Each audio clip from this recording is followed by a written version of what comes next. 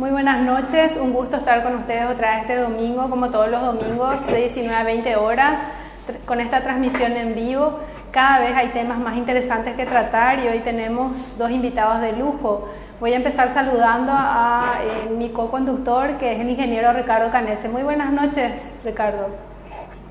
¿Qué tal, Mercedes? ¿Cómo estás? Realmente una satisfacción, un lujo realmente estar acá con José Carlos, con Verónica.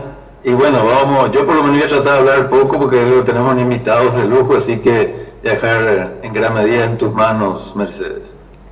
Bueno, sí, yo también voy a hacer lo mismo porque realmente tenemos que aprovechar al máximo y ya paso a saludarle. Entonces, primero a la que está más lejos, que es Verónica Serafini, que está en comunicación con nosotros desde La Haya, Holanda. Muy buenas noches, Verónica. Hola, buenas noches, Mercedes, José Carlos, Ricardo y la audiencia, por supuesto. Muchas gracias, José Carlos Rodríguez, también muy buenas noches, un gusto tenerte con nosotros. Muy buenas noches para todos, que estén todos bien, o lo mejor posible al menos. Eso. Así es, realmente no es fácil con este tema de la cuarentena y bueno, todos estamos en comunicación vía Skype. Nuestros dos invitados son doctores, especialistas en temas económicos, en temas tributarios, en temas de desigualdad también, así que es un lujo contar con ellos. Y hoy queremos hablar sobre el coronavirus, cuáles son los principales aspectos que se deben considerar, no solamente en el campo de la salud, sino que también en el campo económico, que es una preocupación creo que de todos nosotros, qué vamos a comer, qué vamos a comer sin trabajar, sin poder ir a buscar el pan de cada día. Entonces empezaría preguntándole a Verónica, ¿cuáles te parece que deben ser las medidas más importantes que tenga que tomar el gobierno en relación a esta crisis del coronavirus? Bueno, en general, a las medidas que se están tomando en Paraguay son las medidas que se están tomando en el resto del mundo y en el mundo desarrollado. Ahora nosotros obviamente con mucha menor cobertura, menores aspiraciones, con mayor tardanza, pero estamos en ese camino. Hay dos grandes medidas: garantizar el consumo, que es lo que se está haciendo en Paraguay con transferencias directas, y por otro lado mantener el empleo en las empresas, que es vía los sistemas de protección social o de seguridad social. Se están negociando, dependiendo de los países, el apoyo del Estado a los trabajadores que están en la seguridad social, que es una de las propuestas que tengo entendido que está haciendo un grupo de pequeños y medianos empresarios. La diferencia con Paraguay es que en el mundo desarrollado la mayor parte de los trabajadores están en la seguridad social, y en Paraguay la cobertura es del 30% más o menos. Y José Carlos, ¿a vos qué te parece que estas medidas puedan ser realmente efectivas por parte del gobierno? Bueno, hay dos tipos de medidas que son diferentes, que son completamente diferentes. Una son las sanitarias, y por supuesto para la gente y en lo inmediato es una crisis sanitaria y son medidas sanitarias, pero sobre eso nosotros no somos especialistas, así que vamos a dejarlo a los expertos. Sí, así es. Se trata evidentemente de diagnosticar, se trata de parar el contagio, y se trata de aumentar la capacidad de asistencia, porque justamente esta epidemia tiene una velocidad de contagio demasiado alta que rompe cualquier sistema sanitario del mundo, cualquiera. El nuestro es malo ya luego, o sea que está luego desbordado, pero también los sistemas que normalmente no están desbordados con la crisis. Entonces se trata de mitigar. Pero ese tema no vamos a continuar, lo que para eso están los médicos. Acá nos preocupa el tema social y el tema económico. Y el tema social, creo que dijo bastante bien Verónica, se trata de cómo compensar el enorme costo económico que tiene para o mitigar la epidemia. Cómo pagar eso y cómo hacerlo, cómo conseguir que eso ocurra. Y acá hay dos cosas. Una es cómo conseguir, que ya lo dijo Verónica muy bien, ¿verdad? Mitigar el perjuicio en el corto plazo, ¿verdad? O sea, que la gente siga comiendo, que la gente siga, que la circulación no pare, que la producción no sea tan negativa. Y la otra cuestión que viene después, yo creo que ese va a ser el gran tema, es quién paga la cuenta. Porque acá hay dos cosas. Una es, estamos hablando de 160 millones de dólares, ¿verdad? El tema, 1.600, pero el tema es quién va a pagar, 1.600, pero el tema es a quién va a pagar. Yo creo que esa va a ser la gran discusión del futuro. Y en ese momento, mi preocupación fundamental estaba pensada en esa, porque me parece que las medidas del gobierno están bien. El tema que sale un sector del empresariado diciendo que quería que ya pare las medidas de sanidad. Sí, de cuarentena pare absoluta. Y entonces ahí es que se produce una cuestión complicada, ¿verdad? Porque esa es la posición de ciertos sectores como extremistas del empresariado. Estoy pensando en Bolsonaro, que quizás es el paradigma mundial, pero también en momentos de Trump. Lo que pasa es que Trump, como ustedes saben, no tiene ningún discurso, porque dice hoy A, mañana B. Ahora estaba hablando por teléfono con Xi, muy contento con el presidente de China, hace 2 días estaba diciendo lo contrario, y así. Y con el de Corea fue todavía peor. Un día la amaba, otro día le insultaba. Pero el punto es que hay un sector importante del empresariado que no quiere proteger a la gente, porque no quiere hacerse cargo del costo, del lucro cesante que implica la cuarentena, ¿verdad? Y luego supone que alguna cosa va a tener que pagar. Claro, y ahí otra vez le pregunto a Verónica, porque ella estuvo haciendo unos tweets muy interesantes sobre el tema. ¿Quiénes deberían pagar la crisis del coronavirus en Paraguay?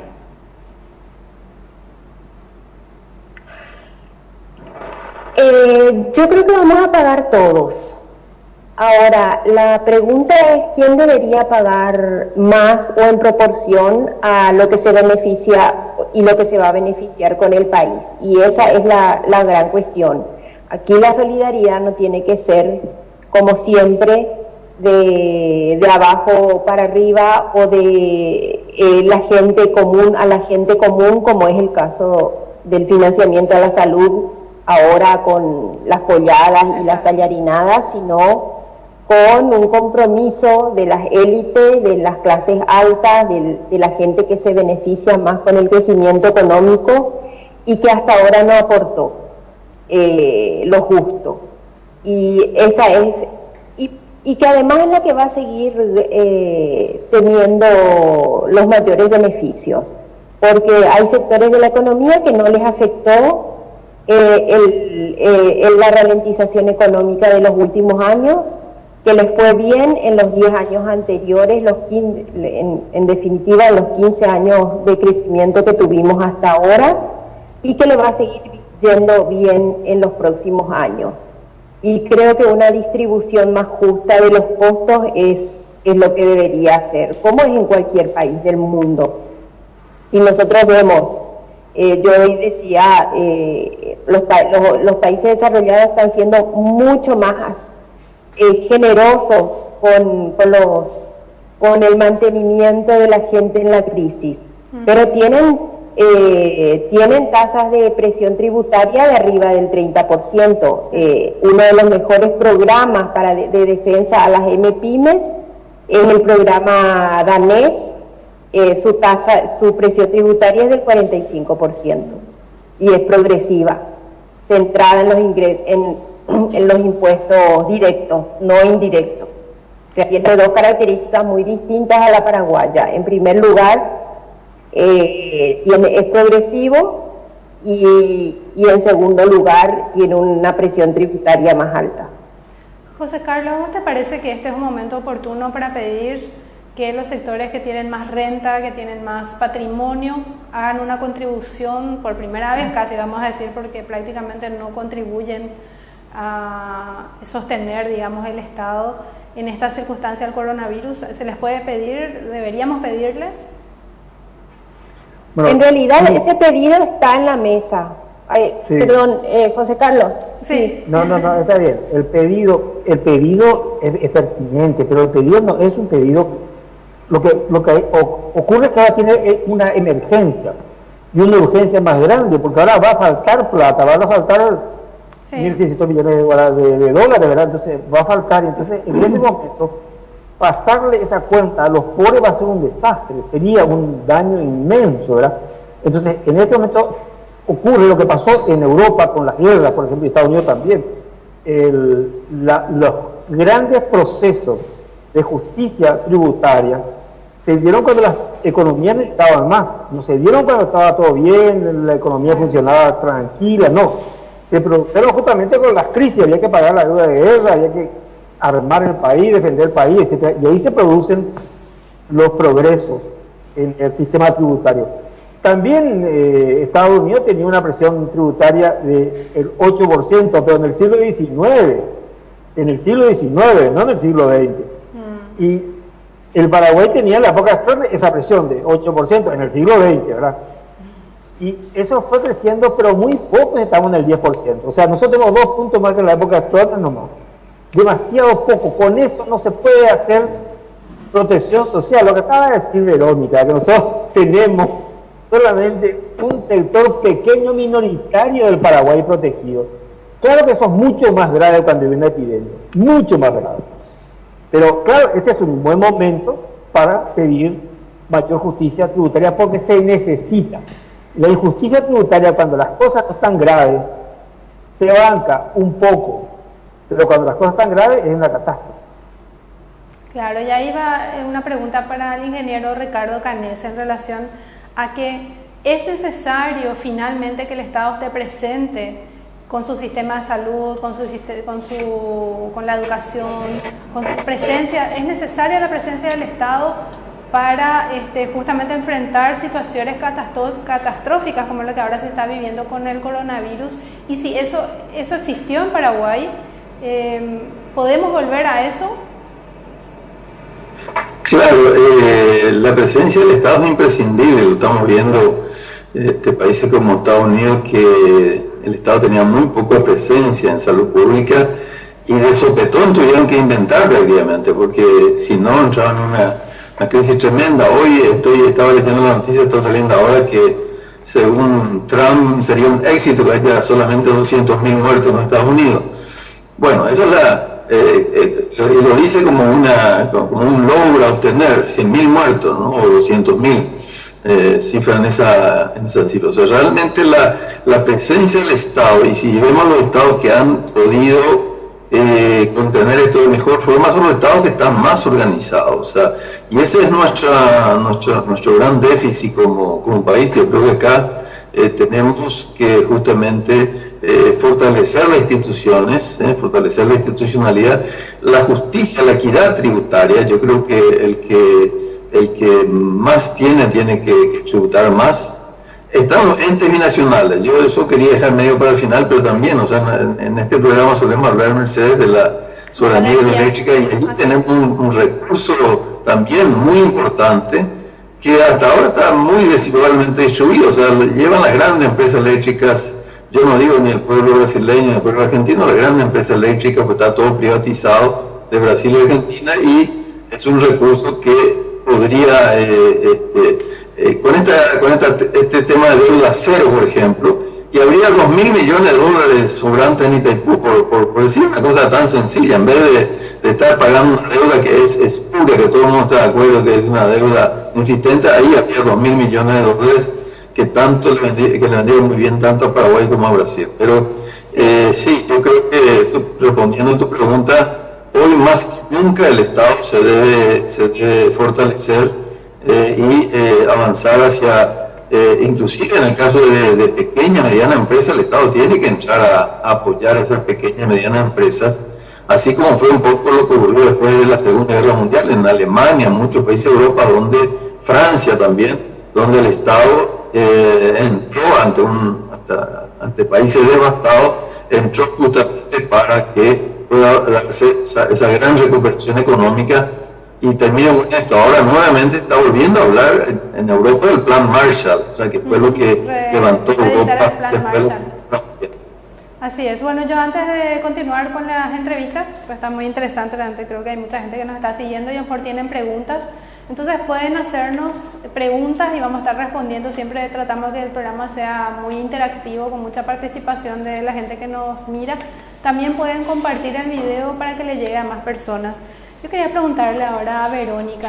Vi un tuit que hiciste en relación a que las mayores fortunas de Paraguay pagan muy poco impuesto a la renta personal. No sé si podés comentarnos un poco más eso.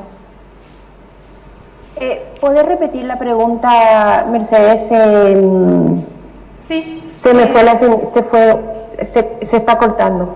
Bueno, si me escuchás bien ahí, es sobre un tuit que hiciste de las mayores fortunas de Paraguay que pagan prácticamente nada de impuesto a la renta personal. Si puedes explicarnos un poco eso.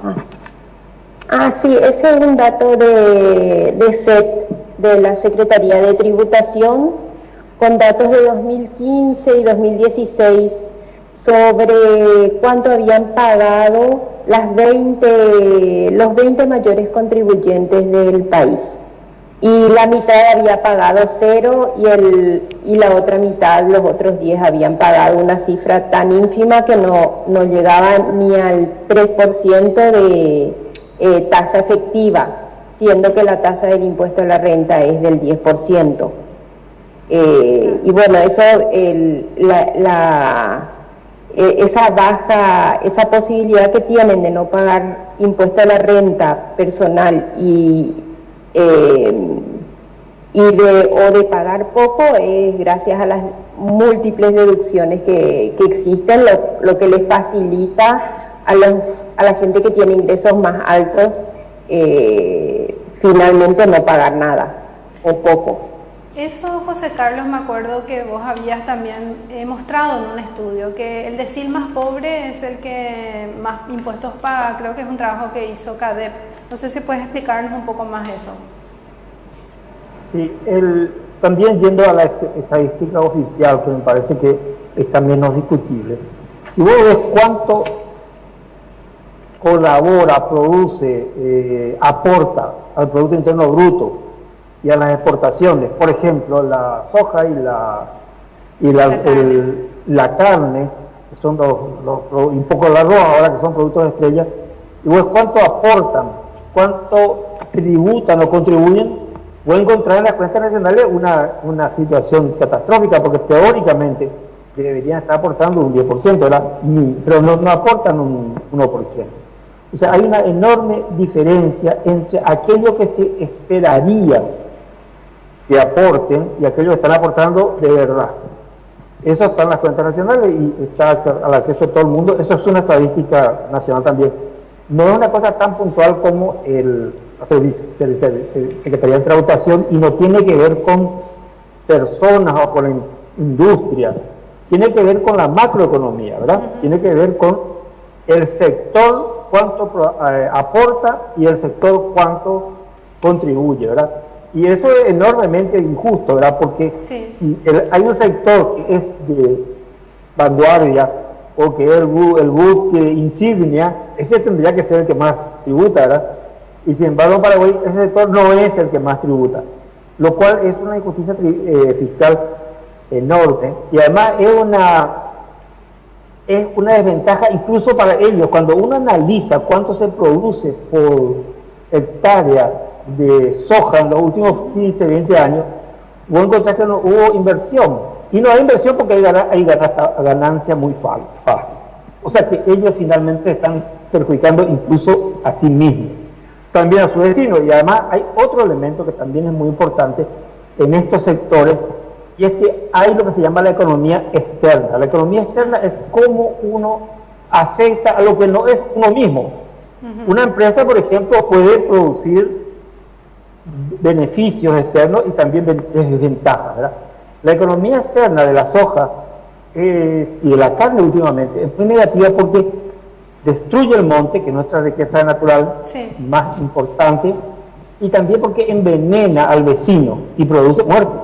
Sí. Entonces eso es un daño muy serio. Entonces esas economías externas, primero hay que mitigar, segundo hay que controlar, hay que castigar las transgresiones y hay que pagar, hay que pagar. Si uno destruye, tiene que pagar. Y acá no se paga tampoco. Claro, eso sería una suerte de impuesto verde, un impuesto por destruir la naturaleza y el capital que significa los recursos naturales que se pierden con la mecanización y con la habilitación de tierras para la ganadería también. Hay un estudio que entiendo que ustedes hicieron, Verónica, sobre ese impuesto verde. No sé si conoces un poco más sobre eso, otros países que hayan aplicado, cuál es la experiencia sobre eso. No, yo nunca trabajé ese tema. No tengo un dato, pero sí les quería dar otro, les quería dar otro dato. Dame 2 minutos, José Carlos. Sí. Hay un dato muy interesante del sistema de tributación que muestra cómo ha aumentado el promedio de pago por persona del impuesto a la renta personal a medida que decrece el ingreso de las personas. Como ustedes saben, en 2014 empezaron a entrar los primeros que deberían pagar el impuesto a la renta personal porque eran los de ingresos más altos. Y a medida que pasaban los años entraban los de ingresos más bajos. El primer año los que ganaban más de X sueldos mínimos, el segundo año menos sueldos mínimos, hasta ahora, hasta el último grupo que creo que el límite era 3 salarios mínimos. 3, sí, así es. A medida que fueron entrando los de menores ingresos, fue aumentando el promedio de pago por persona. ¿Eso qué significa? Que a medida que entró el grupo de menores ingresos, ese grupo paga por persona más de lo que pagaban los primeros, que eran los más ricos. Ese ya es un dato muy importante, porque lo que está significando es que hay menos capacidad de deducciones, y eso tiene que ver con los costos de deducir también, y porque la gente que tiene menos ingresos no tiene cómo comprar un departamento para no pagar impuestos, por ejemplo, o un barco, o comprar acciones en la empresa. Mismo no tiene para contratar un buen contador que haga magia, ¿verdad? Le sale más barato pagar todo que contratar un contador, porque muchos de los gastos que tienen los pobres no son deducibles.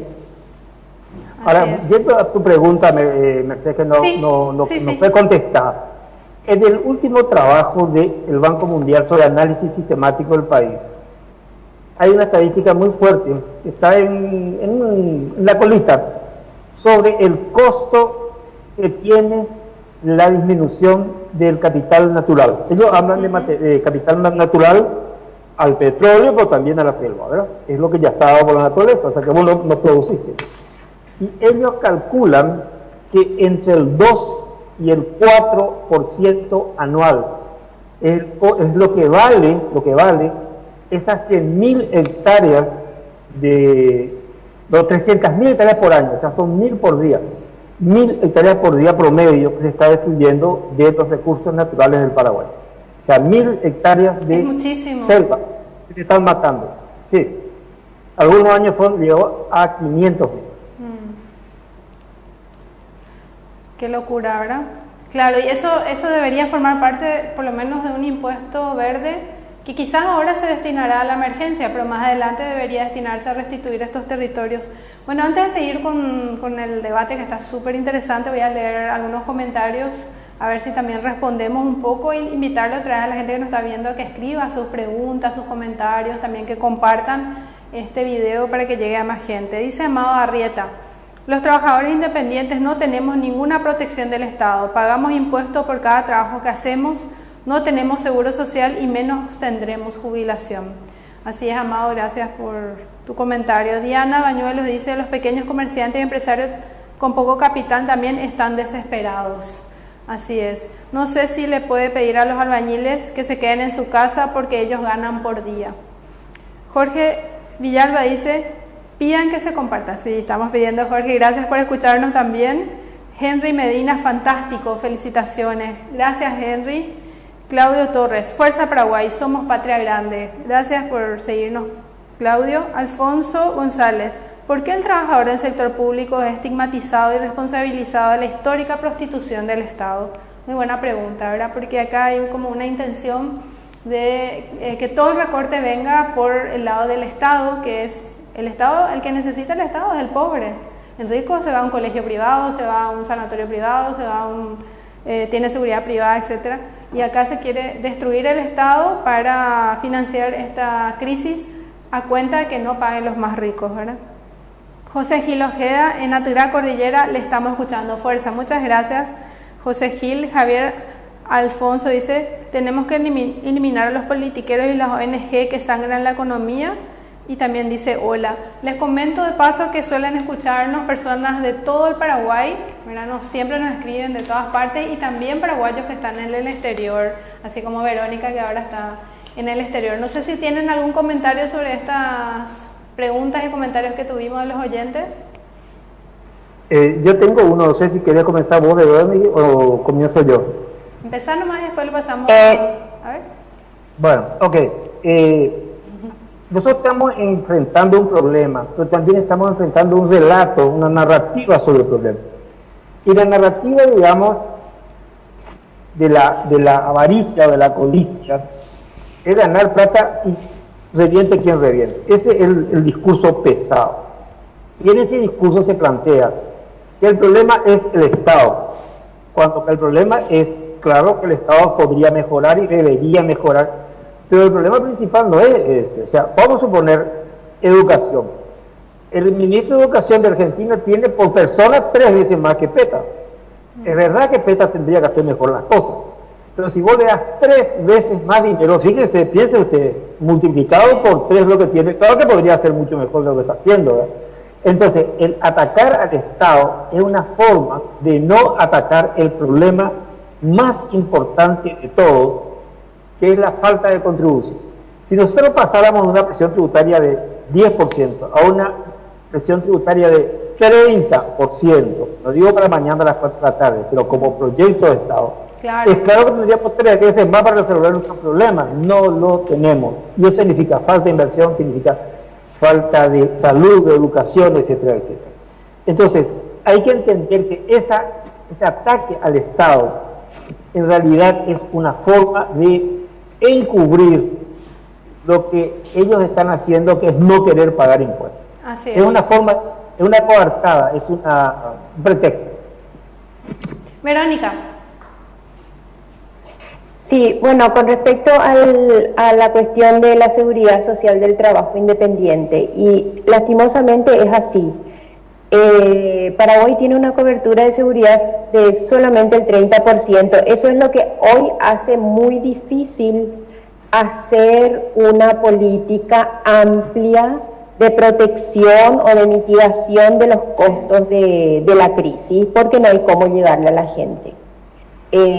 Una parte tiene Tecoporá, otra parte tiene la pensión alimentaria para adultos mayores, pero hay un 60% de la población que está por fuera de cualquier mecanismo de protección social a quien se pueda ayudar, y el trabajador independiente, el trabajo independiente está en esa situación. Pero también pasa lo mismo con ciertas ocupaciones que debieran estar en la seguridad social y que hay mucha evasión. Por ejemplo, los albañiles. Ellos deberían estar en la seguridad social porque la mayoría depende de una empresa y es una de las actividades más informales que hay en nuestro país. Y lo mismo pasa con otras ramas, como por ejemplo la de los restaurantes. Uno va, come en algún restaurante, le pregunta al mozo o a las personas que están ahí si tienen IPS, y no tienen IPS. Hay una evasión muy alta, y bueno, eso es, hoy estamos viendo los resultados. Es difícil llegar a la gente, es difícil hacer una política amplia, es costosa, y bueno, es la debilidad que tenemos, no haber peleado, no haber tenido un sistema de protección social que hoy permita ir más rápido y a mucha más, y de una mayor cobertura. Otra cuestión que no tenemos es un seguro de desempleo, que otros países tienen y ahora están implementando y ahora están haciendo uso del seguro de desempleo. O sea, a nosotros nos falta mucho todavía por construir en lo que se refiere a protección social. Hay una estadística que le quiero consultar a Ricardo también, que tiene que ver con la presencia del Estado, ¿verdad?, en países. Vos habías hecho una estadística de cómo están creciendo y disminuyendo los casos de coronavirus en el mundo, que no es lo que los medios de comunicación masivos, inclusive todo el mundo, están dando más a publicidad. ¿Podrías explicarnos un poco a qué conclusiones llegaste y también si eso tiene o no que ver con que el Estado tenga una mayor presencia en los campos como la salud, la seguridad social, lo que estaba explicando Verónica? Claro, sí, no, muy importante lo que consultás, Mercedes. Si bien hay que decir que son todas cuestiones estadísticas, yo no soy médico, no soy epidemiólogo, o sea, simplemente lo que hago es estadísticas muy buenas que publican medios de prensa, como el caso del país de España, por ejemplo. Otros publican los casos de todos los países. Y ahí uno ve, si bien, como digo, es una noticia en desarrollo, ¿no? Ahí uno ve que los países con una mucho mayor fortaleza de Estado son los que tienen los mejores índices de contención. Espera un ratito que no te estamos escuchando muy bien. A ver un poco. Incluso, estoy a nivel sanitario, o sea, si bien conmigo tenemos desarrollo, ¿no? Ricardo, un ratito porque no se te escucha bien.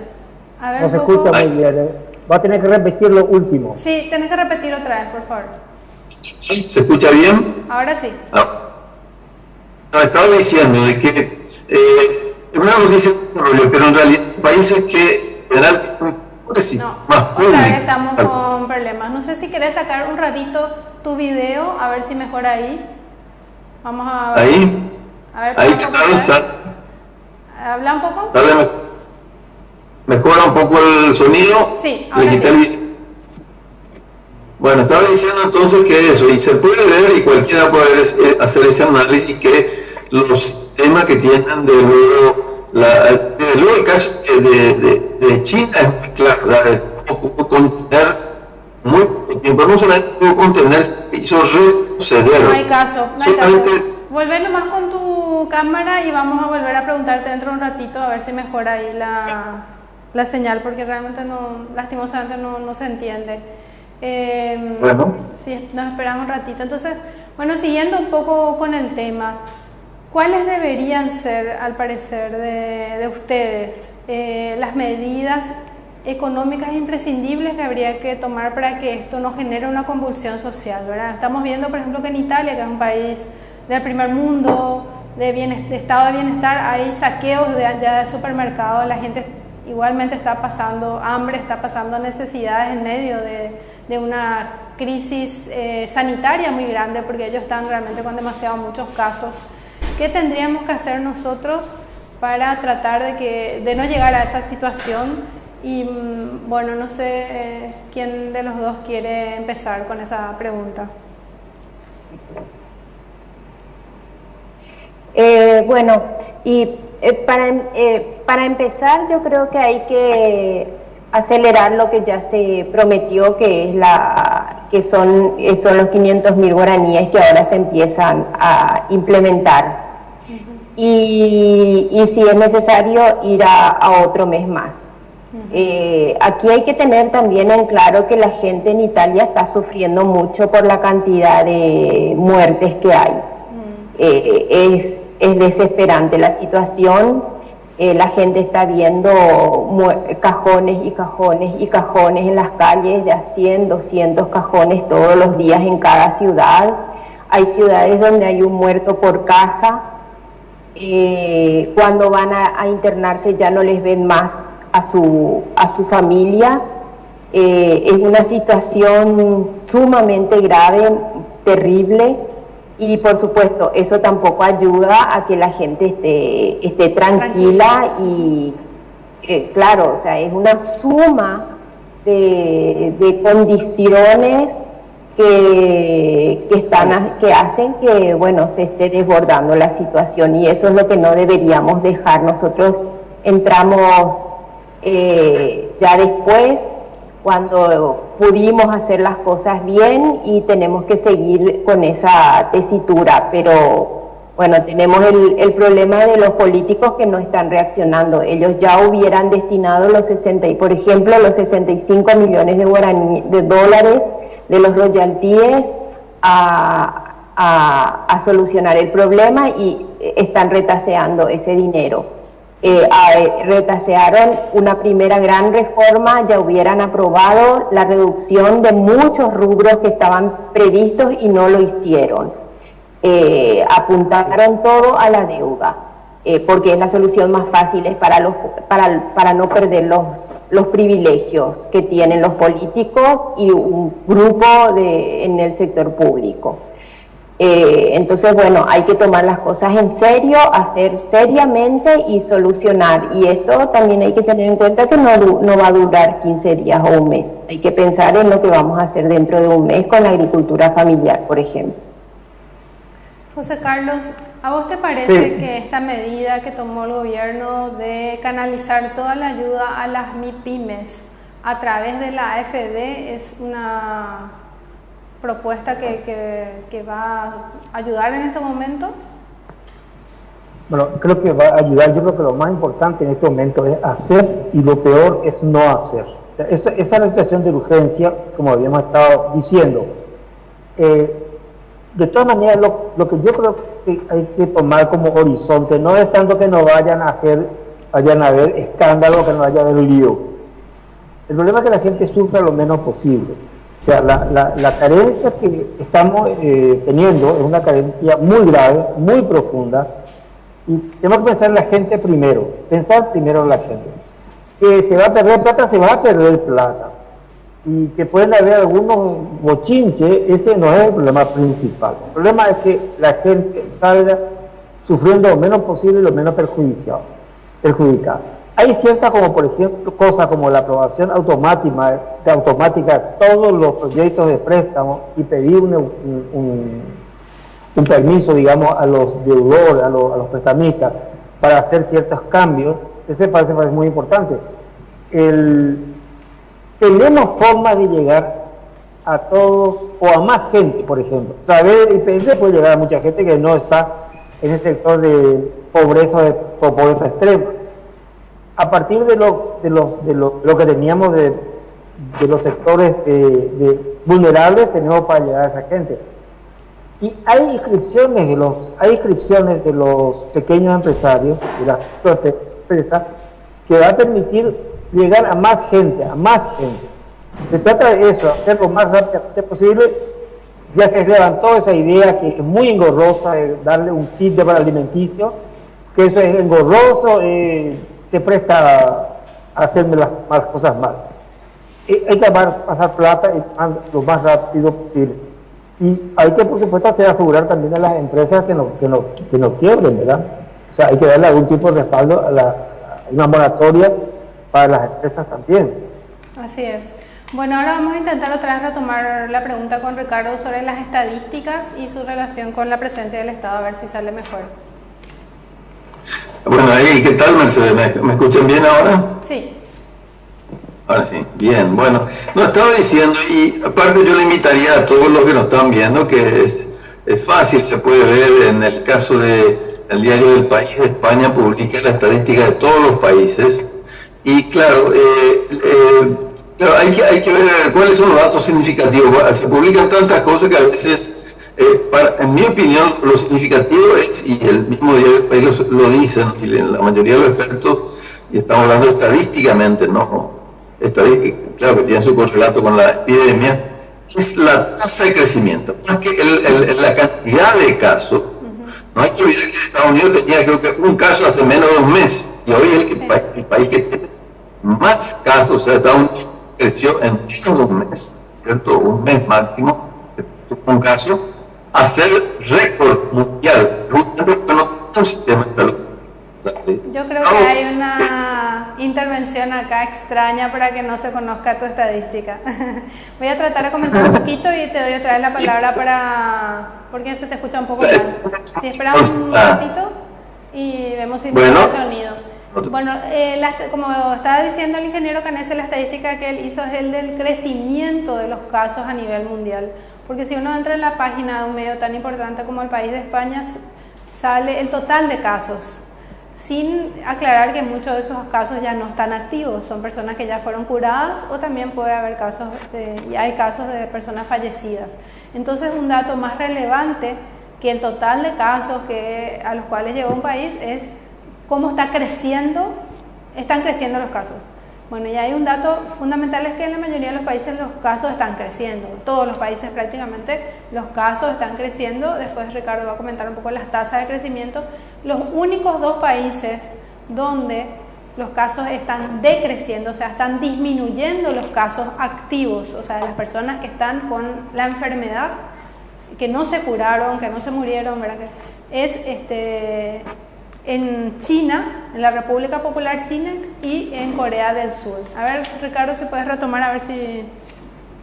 Sí, es así. O sea, son los 2 únicos países donde está retrocediendo, la cantidad de enfermos está retrocediendo, y eso es esclavizar. Entonces, y eso tiene que ver, claro, con estos 2 países en general tienen sistemas de salud muy fuertes, una presencia de Estado muy fuerte. Pero además también, como decía, aparte de la cantidad de casos, yo calculé el porcentaje, el crecimiento porcentual, que también es muy significativo. Ahí estaba comentando Mercedes que en el caso de Estados Unidos, Brasil, varios países que conocieron por un nuevo problema y por otro lado una estructura de salud débil. Claro.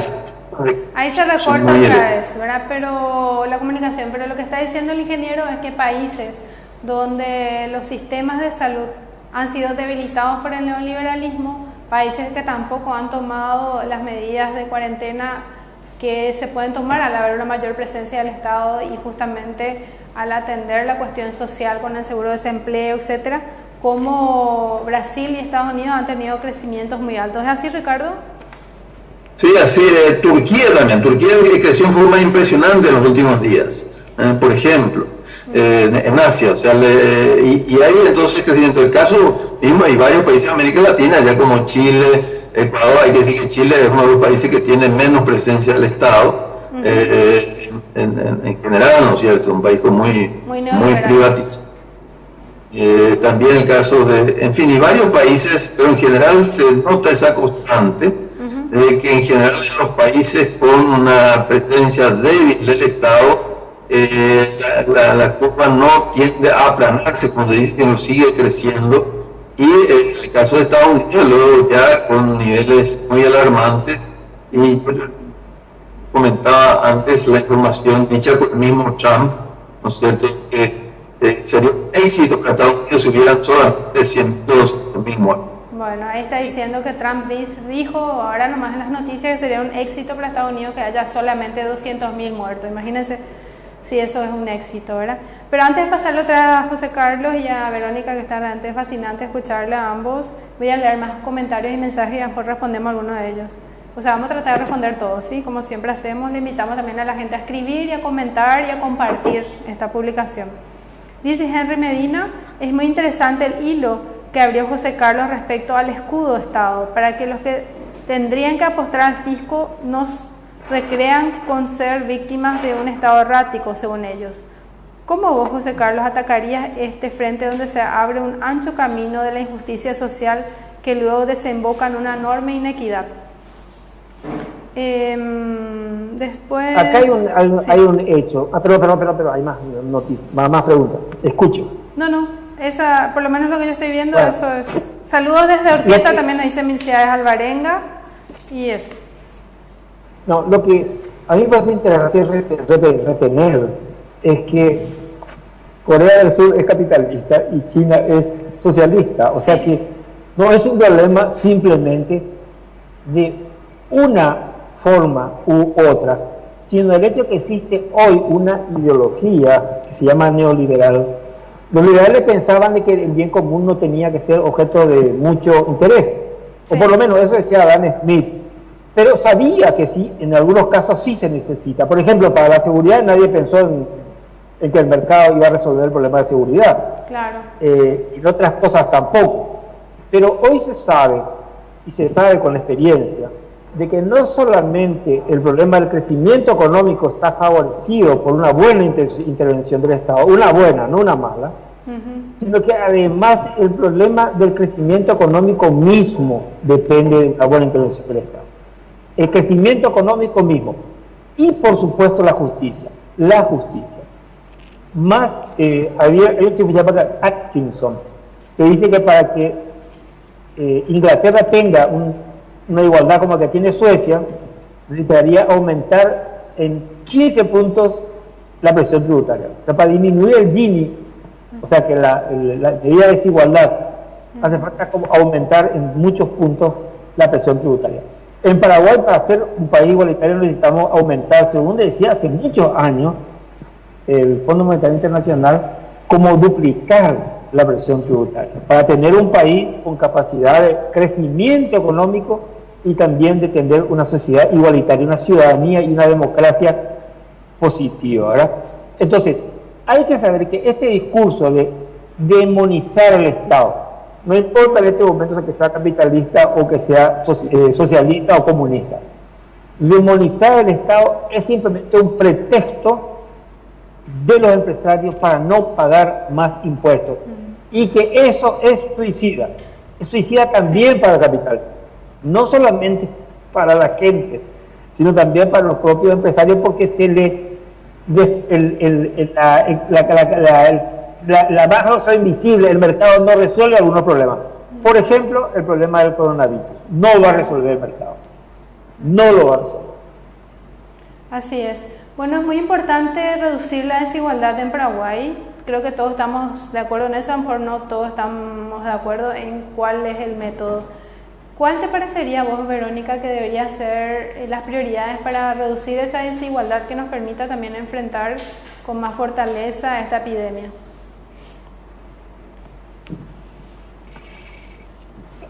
Bueno, es difícil reducir la desigualdad, o sea, implementar políticas en un contexto como este, como las que requiere la reducción de la desigualdad. La reducción de la desigualdad tiene larga data para atrás y va a necesitar muchos años para adelante. Pero por lo pronto lo que hay que garantizar es que la epidemia no profundice las desigualdades. Y ahí es donde hay que ponerle la mirada. Las medidas tienen que beneficiar fundamentalmente a los de menores ingresos y a las MPYMEs. Y ahí hay que ser muy claro. Una de las propuestas era, por ejemplo, que los que todavía deben el impuesto a la renta personal del año pasado lo puedan postergar hasta el año que viene, un año. Y no, se tienen que pagar los impuestos porque es el momento en que necesitamos esos recursos. Hay medidas que bueno, van a tener que sacrificar privilegios, y esas medidas en el corto plazo son los impuestos, que es la forma que tenemos de recaudar genuinamente. Yo creo que es difícil pensar en resolver todos los problemas en una epidemia, pero lo que tenemos que garantizar en este momento es salud, que tiene que ver también con formas de financiamiento. Si bien es un problema sanitario, al final el financiamiento es un problema económico, y garantizar el consumo. Ahora, ¿cómo es que financiamos? Ahí aparece la desigualdad, y definitivamente uno de los mecanismos para que esto no genere más desigualdad de ahora en adelante es financiar la crisis con impuestos genuinos y fortalecer la política de salud con impuestos genuinos, no con deuda. José Carlos, ¿te parece que una de las medidas que está dentro de la ley de emergencia es no darle el aumento salarial del 16% a los maestros? ¿Te parece que esta medida contribuye a lo que dice Verónica, de no aumentar la desigualdad? Acá el punto sería ver si eso es prioritario o no prioritario. No estamos discutiendo si es justo o no. Si es que es prioritario, o sea, si haces un presupuesto, eso es prioritario en relación a meter plata en gente que no tiene ningún tipo de dinero, o no es prioridad. Esa es la resolución que tenés que hacer. Pero hay una ley que nos va a ayudar muchísimo si se usa bien. Acabamos de aprobar una ley, que es una ley de tributaria, que no está mal, está bastante bien en su lógica, pero está muy mal en sus coeficientes, en sus cantidades. Sí. Entonces hay que tocar esas cantidades. El tema es que está muy bien el sistema de hacer un impuesto a las ganancias, a los repartos de las ganancias, y etcétera, etcétera. O sea, la lógica de esa ley no está mal, pero obviamente, tal como se hizo, va a aumentar la presión tributaria en 1%, o tendría que aumentar la presión tributaria para que haya más plata, muchísimo más. Yo no te puedo decir en cuánto más, porque eso depende mucho de gente que haga estudios más profundos sobre eso, pero hay que hacerlo. Y con este sistema que tenemos hoy, lo que estamos haciendo en realidad es trampa. Y la trampa consiste en lo siguiente: ganar dinero ¿cómo? No pagando impuestos, no pagando salario, no cuidando la tierra. Entonces, eso es hacer trampa, se llama dumping en economía. Cuando yo gano, porque no estoy gastando, y no estoy gastando lo que el otro gasta, el que debería yo también gastar. Entonces, hay que atacar fundamentalmente esa trampa, ese tipo de empresariado tramposo que gana plata porque es haragán, porque es ineficiente, y porque hace las cosas mal, pero le sale bien, porque tiene un poco comprado o colonizado el Estado, que le da changuis, que le da ventajas que son privilegios, no son ventajas verdaderas. Bueno, yo te preguntaba lo de los maestros, porque realmente estuvimos viendo los números. Son más o menos 60 millones de dólares que se va a ahorrar el Estado con no aplicar este aumento del 16% a los maestros. ¿Cuánto significa eso? Que en vez de ganar 2.600.000, los maestros iban a ganar 3 millones por turno. Y me parece que esa es una medida retractiva de la economía como ingeniera industrial, ¿verdad?, que gravísimamente el gobierno tomó. O sea, desvistió un santo para vestir otro santo, porque más o menos ese es el dinero que se quiere destinar a estas ayudas, estas transferencias directas. El resto del dinero va a ir a los bancos, donde van a ganar enormes cantidades de dinero con la intermediación, lo cual es gravísimo. O sea, realmente acá se tendría que devolverle ese aumento a los maestros también para ayudar a mejorar la microeconomía, además de también hacer las transferencias a los sectores de menores recursos, que es lo que vos decís, ¿verdad? Achicar el Estado a costa de los maestros no importa, ¿verdad? Porque mientras tanto los ricos no pagan impuestos. Yo quería ir ya redondeando un poco nuestro programa. Vamos a, como siempre, nos pasamos a lo mejor unos 5 minutos, un poco más, porque el tema está, creo que muy interesante y mucha gente nos está viendo. Sabemos que en momentos de shock, ya sea dictaduras militares como Pinochet, donde se implantó el neoliberalismo, ya sea lo que pasó en Indonesia, lo que pasó en los países después del fin del muro de Berlín, etc. A través de políticas de shock se aplicaron medidas realmente imposibles de aplicar por lo impopulares que son en momentos normales. Entonces, como José Carlos, vos también, además de ser brillante, realmente entendido en materia económica y tributaria, sos psicólogo, quería preguntarte sobre el tema de la disociación cognitiva. Acá, con la ayuda de mi productor, que es Víctor Duré, me pidió que te pregunte, ¿verdad?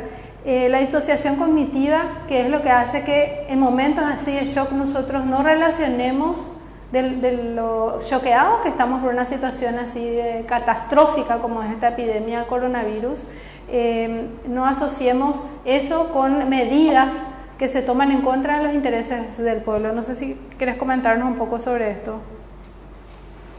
Bueno, nosotros tenemos un retraso en ese sentido de lo contrario de la disociación, la asociación, digamos, cognitiva, en el sentido que muchas cosas pasan en Paraguay todos los días. O sea, ha habido una nota de calle, hay huelgas obreras, hay movimiento campesino, hay movilización de mujeres, hay movilización de indígenas, pero lo que no estamos consiguiendo en el tiempo necesario es tener lo que se llama un discurso suficientemente capaz de cambiar el discurso oficial, que es un discurso opresivo. No estamos creando algunos llaman hegemonía, o sea, un discurso suficientemente fuerte como para tener un orden más justo. Y eso sí estamos dificultados, o sea, como que cada reivindicación se queda en ella misma. Por ejemplo, no hubo detrás de la exitosa manifestación estudiantil de Una no te calles una propuesta de reforma académica, que sí es muy importante para la universidad. Y muchas veces no hay detrás de las propuestas campesinas un cambio en lo que sería el manejo de la tierra, que en Paraguay es un desastre. O sea, tenemos un 2,5% que tiene toda la tierra del Paraguay. Es cierto, casi lo único que habla de reforma agraria hoy son los campesinos, porque no estamos pudiendo conseguir convencer a la gente de lo que sería sus intereses, porque como se habla de disociación, finalmente se habla en disociación entre lo que uno es y lo que uno cree que es, ¿verdad?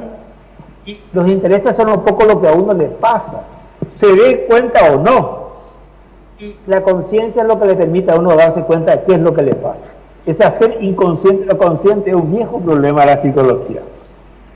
Y ahí tenemos problemas de hacer consciente. Hoy, esta crisis puede dar oportunidad a que nosotros reivindiquemos las cosas justas y más necesarias. El tema que estamos tocando hoy es un caso muy claro. La gente le pide plata al Estado, pero no se acuerda que esa plata tiene que salir de algún lado. Claro. Y si la gente no quiere pagar, y la gente que no quiere pagar, evidentemente el Estado no va a poder dar lo que no tiene. Entonces, es acercar la conciencia al ser social, lo que pensamos y lo que somos. Esa es una buena oportunidad que producen las crisis. Y también, como decís vos, la otra oportunidad, el saqueo. Porque detrás de cada gran crisis también hay un gran saqueo. No olvidar que en los terremotos hay problemas, en los maremotos hay problemas, en las revoluciones hay problemas.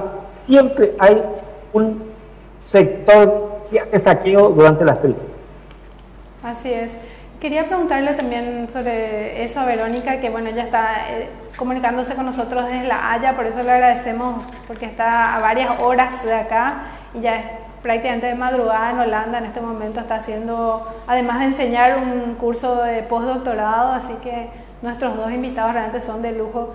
No sé si estuviste siguiendo esta postura del gobierno de que primero intentó levantar la cuarentena total, al final no levantó, al mismo tiempo que sectores empresariales pedían que se vuelva a trabajar. ¿A vos te parece que realmente es como la ciudadanía en general sintió que era una disputa entre la salud y la economía? Sí, claro. Sí, yo creo que fue eso en las redes fue muy claro la disyuntiva que se planteaba. Era o empezar en contagio masivo en condiciones prácticamente nulas para poder enfrentar esa situación con un sistema de salud que no existe como sistema y la aspiración de un sector mínimo del empresariado que quería empezar la actividad económica. Yo creo que no hay ninguna duda de lo que quería un grupo, de lo que quería otro grupo y de las consecuencias que iba a haber con ese tema, con levantar la cuarentena. Total. Así es. Bueno, yo quiero preguntarle a Ricardo, ya para ir cerrando, si tiene algún comentario, pregunta, y aprovechamos entonces estos minutos finales. Sí, quizá un comentario general, Mercedes. Creo que la crisis, como dice el señor Brieva, es una oportunidad también, ¿no?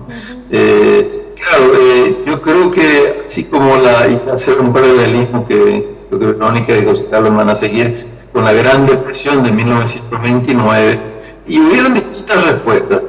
Yo querría de que todos pensemos en la respuesta que dio Roosevelt, el presidente de Estados Unidos, que tomó medidas justamente de que la Gran Depresión sea solventada por las grandes fortunas, por las grandes rentas.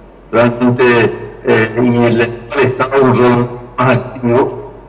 Roosevelt derrotó a la Gran Depresión, fortaleció a Estados Unidos e inclusive le preparó para la Segunda Guerra Mundial, y creo que ese es uno de los hechos. Tenemos un problema de sonido, pero lo que estaba comentando el ingeniero Canese en relación a el plan de recuperación económica que hizo el presidente Roosevelt después de la Gran Depresión en Estados Unidos en 1929, ¿verdad? Que fueron medidas que gravaron inclusive hasta el 90% de las rentas de los sectores más poderosos, más ricos de Estados Unidos, lo cual fue aceptado por estos sectores porque gracias a eso también hubo una enorme recuperación y repunte de lo que se convirtió en ese momento en la primera potencia mundial. Así fue, Ricardo, ¿verdad?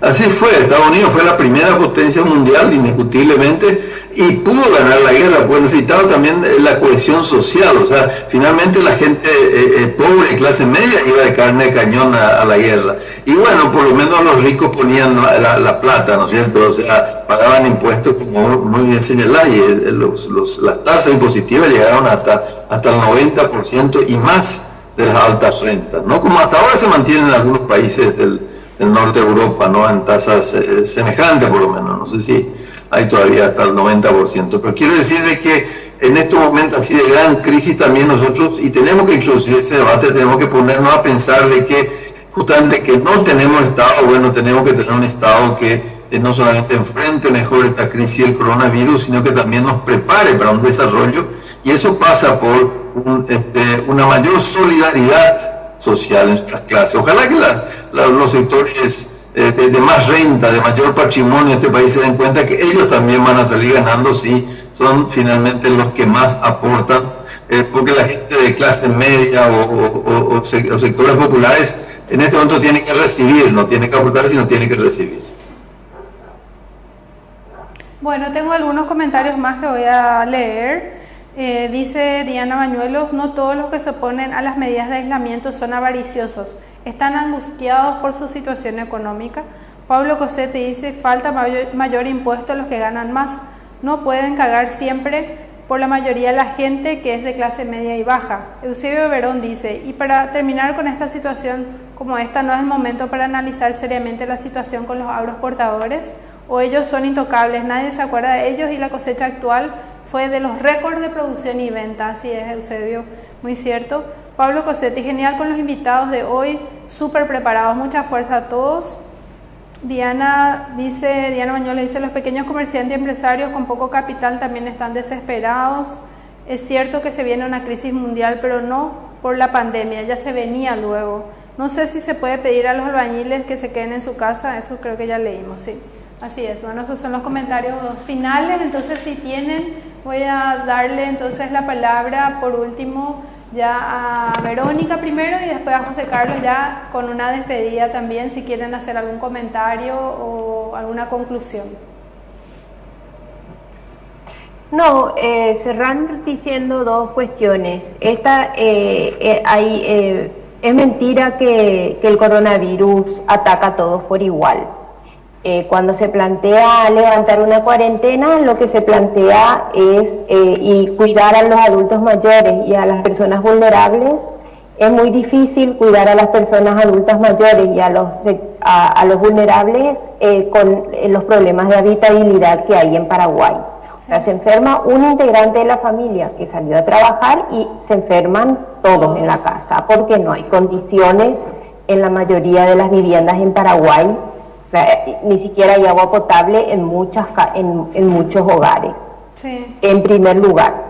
Y segundo, también son los más vulnerables los que van a salir a trabajar, porque si uno se pone a pensar en el teletrabajo, es para las categorías ocupacionales más elevadas.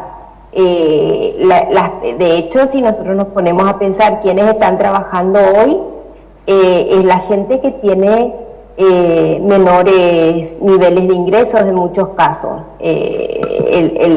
salvo tal vez las profesiones que están en el área de salud. Sí.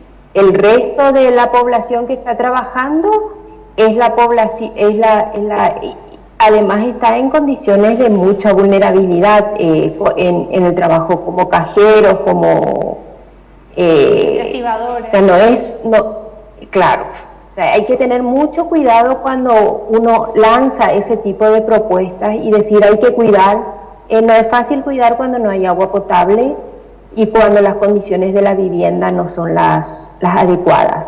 Y lo otro es que hay que mirar los datos. La gente que está muriendo no son solamente las personas adultas mayores, están muriendo edades medias que son proveedores únicos a veces de los hogares. La política pública hay que hacerla con base en datos, no con base a la idea que tiene cada uno y lanza una genial idea y eso se tiene que convertir en política. Un Estado serio toma decisiones en función de las condiciones reales.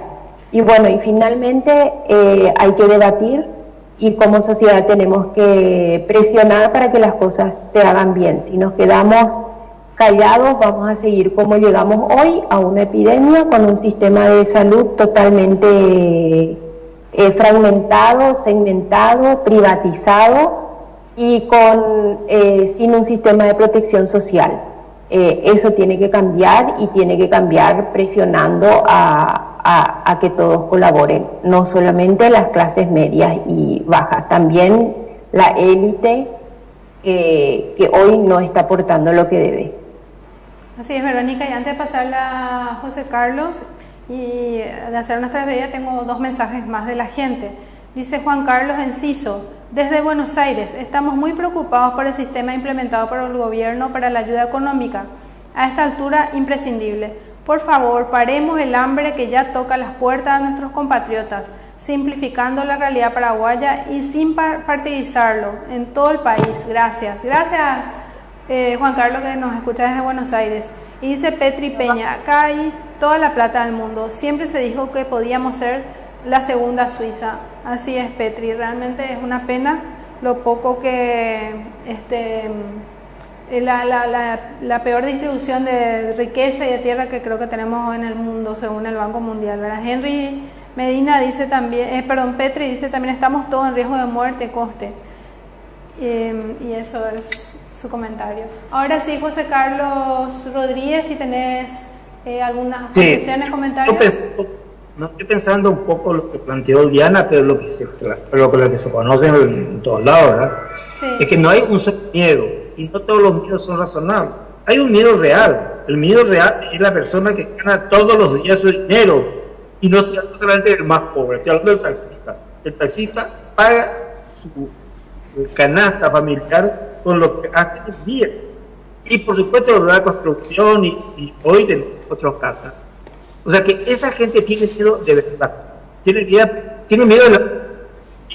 del hambre y también de tener plata para comprarse un medicamento. Pero hay ese miedo que se va a paliar solo, ¿no? Habría que paliarlo todo lo necesario y lo posible. Sí, lo necesario, lo posible.